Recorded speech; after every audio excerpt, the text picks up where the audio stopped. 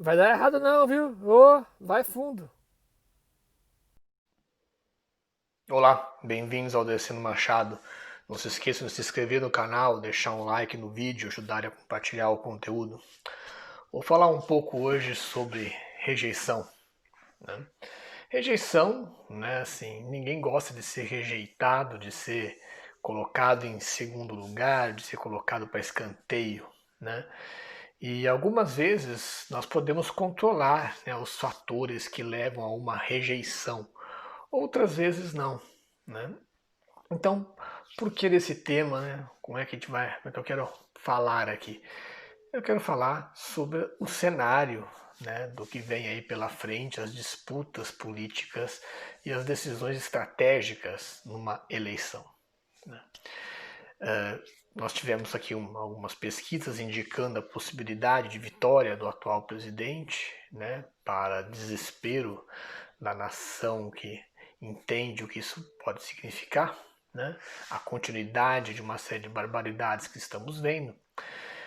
Mas para podermos nos preparar para isso, é preciso entender um pouco o cenário em que nos encontramos de rejeição e disputa e de briga e que não depende da vontade de uma única pessoa para mudar. Né? Então vamos fazer uma pequena volta aqui para o ano de 2018, né? 2017, 2018, o ano da eleição. Né? Para a gente entender um pouco e eu entrar ali numa polêmica que tem rodado em vários grupos, né, nesses últimos tempos, de um lado, um cara que, né, você vai lá, os ciristas, os lulistas, enfim, aquela briga insana que se instalou entre alguns campos da esquerda, em alguns setores, não em toda ela.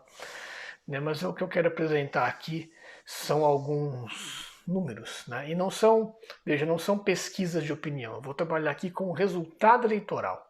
Né? Resultado eleitoral é o número bruto, o número total, são as pessoas que votaram, é a totalidade dos eleitores. Então não há que se pensar aqui em probabilidade, é o resultado em si. Tá? E são as tendências, portanto, do voto que foi efetivamente dado. Tá? Vamos pegar aqui, vamos acompanhar esses números. Né? No primeiro turno, né? O atual presidente Bolsonaro ele ficou com 46,03% do total de votos. O Haddad, que foi para o segundo turno, ficou com 29,28%. O Ciro Gomes, que ficou em terceiro, ficou com 12,47%. Todos os outros candidatos juntos, somados, todos eles, deram ali 12,22% dos votos. Tá?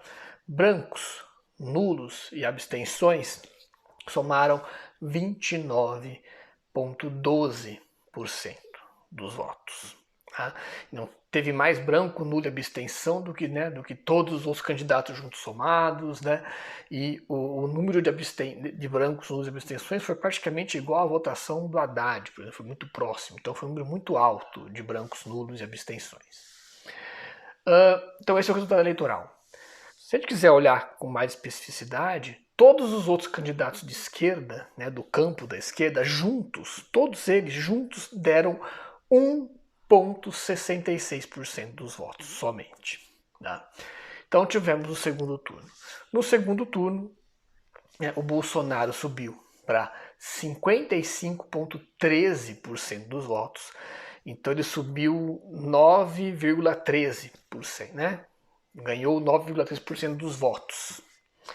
Enquanto o Haddad foi para 44,87% dos votos. Então ele teve um crescimento enorme, na verdade, porque ele cresceu 15,59%, né? Ou seja, ele pegou mais 15,59% dos votos. Né? Então, em termos de crescimento, até, né, até foi maior em termos da proporção, porém não foi o suficiente. Mas brancos, nulos e abstenções também cresceu. Foi para 30,87%. Ou seja, teve os brancos, nulos e abstenções pegaram aí 1,75%, né, de crescimento, né, do total de votos. Então somou mais esse tanto de votos. Muito bem, o que isso nos diz? Qual é a grande briga, uma das que dizem, que existem por aí? É uma briga de dizer, ah não, o candidato, né, uma briga com, em particular em torno da figura do Ciro Gomes, né, a questão da viagem para a Europa, tal. Independente do que se possa dizer sobre isso, do erro que isso possa ter representado, há uma acusação que roda, né, em grupos muito comum como se as pessoas que votaram no Ciro Gomes não tivessem apoiado o Haddad. E é só olhar os resultados para você ver que isso não é real, né? O Haddad jamais chegaria em 44,87% dos votos se não tivesse recebido os 12,47% de votos que eram do Ciro e mais um outro tanto. Né? Porque ele cresceu, vamos lembrar, ele cresceu, né, ele recebeu mais 15,59% dos votos. Ou seja, aqueles 12,47% do Ciro, a quase totalidade com certeza estão dentro desses 15.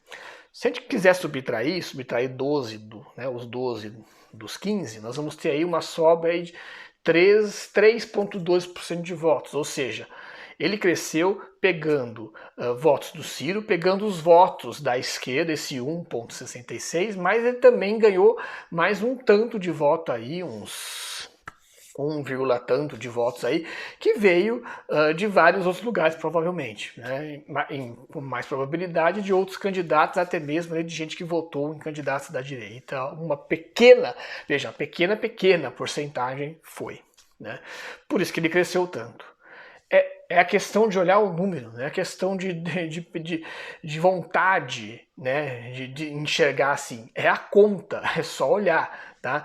Principalmente porque quando você olha o crescimento, né, do candidato Bolsonaro, né, ele cresceu 9, recebeu mais 9,1% de votos no segundo turno, né, do total. E quando você, dessa continha que eu fiz aqui, né, de pegar esse valor que o Haddad cresceu, 15 ponto tanto, subtrair os 12 do Ciro, sobrou 3. Né? Se você olhar nos votos de todos os outros candidatos, né, aquele número que eu falei no começo, que era 12,22, a gente tem que tirar desse número 12 o 1,66, que são candidatos de esquerda, que certamente não migraram para o Bolsonaro, né, sem nenhuma dúvida, né, por uma questão ideológica muito forte desse eleitorado, mas aquele 9, ele cabe com folga, né, dentro desse universo, ou seja, na verdade quase dá certinho. Né? Então o Bolsonaro cresceu puxando muito voto de todos esses outros candidatos, das pessoas que votaram. Então isso veja bem, ainda que haja alguma variação, ainda que haja algum voto saindo para nulo e para branco e abstenção, ainda que haja isso, porque nulo e branco também cresceu, teve abstenção, né? Mas os resultados finais, né, o valor que a gente chega e a lógica do cenário que a gente se encontrava não permitem que a gente faça, na verdade, extrapolações do tipo, não, mas o eleitor que votou no Ciro Gomes nos condenou. Não teve isso. O voto migrou, né? Migrou em massa, por isso que o Haddad cresceu tanto. Ele não converteu os votos brancos, nulos e abstenções, ele não converteu votos da direita, ele recebeu os votos do espectro da esquerda, né, que migrou para ele, mas não foi suficiente, porque a gente não conseguiu, né, fazer com que mais pessoas que anularam o voto, né, que colocaram em branco, que não participaram das eleições, fossem, né, às urnas no segundo turno. Né, que esse número, como eu já falei, cresceu inclusive. Então esse é o cenário. Né? É por isso que é importante a gente olhar a rejeição. Esse cenário da rejeição já estava dado, já estava mapeado. Se fala muito mal dos institutos de pesquisa, né, se critica muito, mas a tendência dessa rejeição já existia, já estava clara. É claro que nós tivemos todo um cenário de manipulações e golpes e falcatruas e assim, barrar a candidatura do Lula, impedir que ele fosse candidato. Tudo isso é verdade, tudo isso aconteceu, é real. Né? Contudo, né, o fato havia uma rejeição. A partir do momento em que você teve um conjunto de forças dedicadas a fazer um candidato não ser candidato, né, a rejeição era um fator importante a ser considerado por todo o setor, né, da esquerda que tentava ali, né, barrar a vitória, né, do candidato que saiu vitorioso no fim das contas. Né. Isso por quê? Isso porque a rejeição não depende da vontade do rejeitado. Ela não depende, a rejeição existe na cabeça de quem rejeita.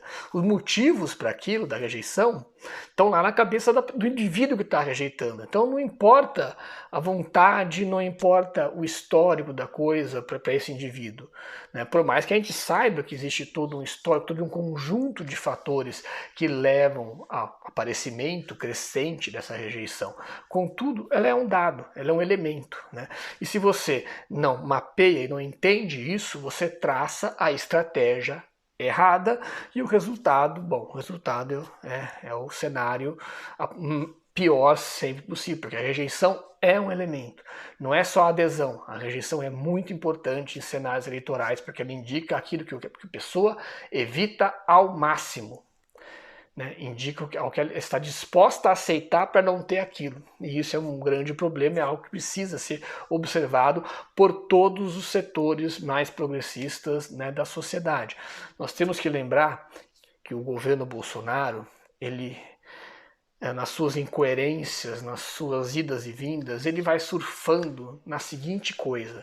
Vamos pegar aqui como exemplo o caso do auxílio emergencial para a pandemia. O auxílio emergencial só existe porque a oposição se organizou e conseguiu fazer ele ser aprovado no valor que foi aprovado. O governo Bolsonaro, a partir do Paulo Guedes, ele ia dar um auxílio de R$200.